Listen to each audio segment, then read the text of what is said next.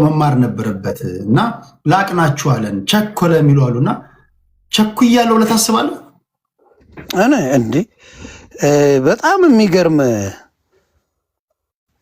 እንትና ኔጌቲቭም አንሳቱ ነው ዱላ ያነሳው። ኔጌቲቭ ላቅና ብሎ መነሳቱ ትንሽ ቸኮለ፣ መጀመሪያ መማር ነበረበት ቁጭ ብሎ ምናምን ይላሉ።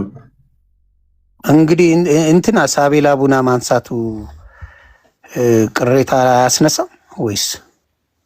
ሌሎችም የሚያነሱ አሉ አይደለ? ቅሬታ በእንደዚህ አይነት ትምህርት ላይ ቅሬታ የምታነሳው ውሸትን ውሸት ነው። ምንም የግድ መቆየት የለብም ውሸትን ውሸት ለማለት ገብተዋል። 8 ወር ወይም ከዛ በላይ በቂ ነው ብዬ አስባለሁ። ይሄን ነገር ለመናገር 8 ወር ቀላል ጊዜ አይደለም። ግን እኔ የሚገርመኝ ለአሽሙር ሌላውን ለመስደብ ሌላ እምነትን ለመስደብ ምንም ችግር የለባቸው። ዋይ ደ ኮምፕሌን ነው እነሱ ሲጠየቁ ገብተዋል። ኦርቶዶክስን እንደፈለገ ሲባል ተንፈሽ ብሎ የማያውቅ ሰው አትናገር፣ ለኦርቶዶክስ ይሄ አይጠቅምም፣ ትምህርቱ ይሄ አይደለም ያላለ ሰው ዛሬ ያንተም ስተት አለው ስትለው ለምን ተከፉ? እስከ ዛሬ ለምን አላሉ? ኔሟን እስከ ዛሬ ለምን አላሉ? እንዲመልሱ ጠይቃለሁ እኔ። ገብተዋል። ኢቭን ወንጌል ራሱ ተሰድቦ አረ ችግር የለውም ምናምን ብለው አስተካክለውታል። በእንጀራቸው ስመጣ ነው የከፋቸው እንጂ ስለ ወንጌል ምንም አልከፋቸው። ምንም እንደምታየው ገብተዋል። በሆነ ብስጭት እንደዛ ባልኩበት ጊዜ ተረባርበው መጥተው ያቺን ነገር ቴኬር ለማድረግ ሞከሩ።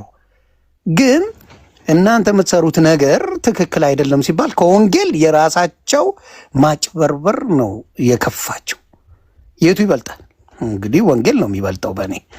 ስለዚህ አሁንም የምለው ምንድን ነው፣ በወንጌል ስም ማጭበርበሩን አቁሙ ነው። ወንጌል ከሆነ እስቲ ለአንድ ሳምንት ኦርቶዶክስን ሳይነኩ ይስበኩ። ፎር 1 ዊክ መንዝ አይደለም 2 መንዝ አይደለም 3 መንዝ አይደለም፣ ለአንድ ሳምንት ኦርቶዶክስን ሳይነኩ ይስበኩ። ጥብሳቸው ናት።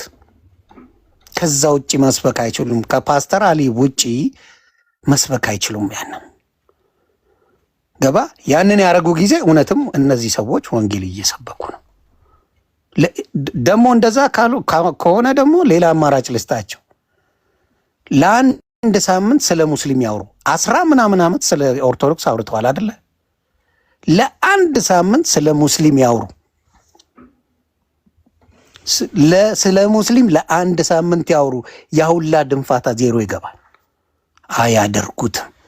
ስለዚህ አሁንም የሚጮሁበት ሪዝን ኦርቶዶክስን ሳትነኩ የራሳችሁን ወንጌል ስበኩ ሲባሉ እምቢ ብለዋል።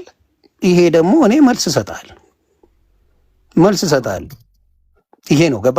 ከዛ ውጭ የለኝም። ኦርቶዶክስን በሚሰብኩበት አይነት የሙስሊም ብዙ ጉድ አለ የሚባል አለ። ይስበኩ ለአንድ ሳምንት።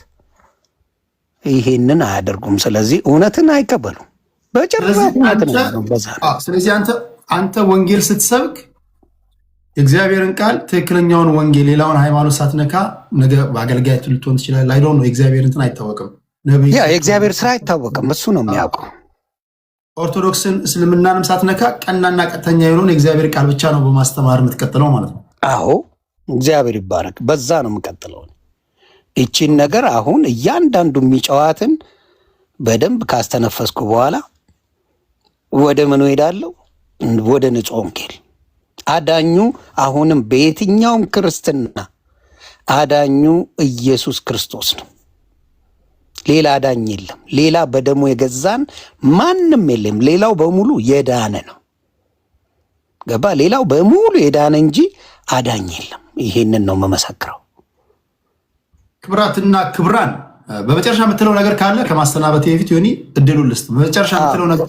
በመጨረሻ የምለው ፕሮቴስታንት ወንድምናቶቼ በጣም ቅር ያላችሁ እጨምራለሁ። ገና መጀመሬ ነው፣ ይቅርታ። በደንብ ጨምሬ አጠረዋለሁ፣ እንዳትረሱ። በደንብ መስደብ ትችላላችሁ፣ መርገጥ ትችላላችሁ። ዮኒ ማኛ አልደረቀለትም የተጠመቀው ማለት ትችላላችሁ። አሁንም ትክክለኛው የክርስቶስ ወንጌል ያድናል። ተግባባን?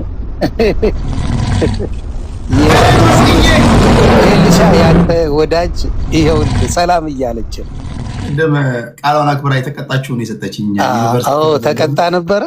የምትገርም ልጅ ናት ሄልሻ። ቴንክ ዩ። እና አሁንም የምላችሁ ምንድን ነው ቴዲሻ አክብረ ከዚህ በፊትም የሰራውን ቪዲዮ አይቻለሁ። እግዚአብሔር ያክብርልኝ። ምንድን ነው ያለው? መብቱ ነው፣ የሚያምንበት እምነት ነው። የፈለገውን መተቸት ይችላል ብለህ ነው የቋጨኸው። አሁንም ደግሞ የምለው ምንድን ነው በጌታ ሆናችሁ አሁንም በጌታ ሁኑ። የሰውን ግን አትመልከቱ። ከሰበካችሁ በፍቅር ስበኩ፣ በፍቅር ስበኩ፣ በፍቅር ስበኩ። በፍቅር ገብተዋል። ኦርቶዶክሶች እንዲጠነክሩ ነው ያደርጓቸው። ሞር አሁን ራሱ በጥሪ ራሱ አንተ ካያቸው አንተ ራሱ ካልከው ከሰማሁት ዘማርያምና መዝሙር ያሬድ በጣም ተለይተውብኛል ብለህ እጅግ የተደነክባቸው የተዋሕዶ ልጆች ናቸው። ገባ? እንደዚህ አይነት ስብዕና ያላቸው በፕሮቴስታንት ወንድሞች መጥተው ከአንተ ጋር እንዲያወሩ መደረግ አለበት። አሉ የማይመጡት ለምን እንደሆነ ታውቃለህ? እነዚህ ጓ የሚሉት አጥፍተዋቸዋል ከሶሻል ሚዲያ። ጓ ብለው አስመሳይ አሽቃባጭ ብለው ሌላውን ስላከበሩ ሌላውን ስለወደዱ አሽቃባጭ ብለው አባረዋቸዋል እንጂ በፕሮቴስታንትም በጣም እጅግ እጅግ እጅግ እጅግ አንደበታቸው ርቱህ ሲናገሩ ተናግረው የማያልቅ ወንጌል ያላቸው መልካም ሰዎች አሉና እነሱን ነው የምልህ። ከዛ በተረፈ ሌላ ነገር የለኝም። እታች ግን በጣም አስደሰቱኝ። በጣም ገባ። እኔ ጴንጤ አይሳደብም ሲባል ነበር ማውቀው። አሁን ግን እነዚህን የማቀናት ስራ ነው የሚጠበቅብህ። እነዚህን የመከርከም ስራ ያ ከርከማው በጣም አለ፣ ይቀጥላል። ዮኒ ማኛ ዮናስ ሙሉ ከልብ ነው የማመሰግነው ወንድሜ። እኖርልኝ፣ ይመች፣ በርታ። የምትሰራውን ነገር ሁሌ አበረታታለሁ። እግዚአብሔር ከአንተ ጋር ይሁን። ፈታ በል። ቴንክ ዩ ብራዘር። እሺ፣ ይመች። ባይ። ሰማችሁ?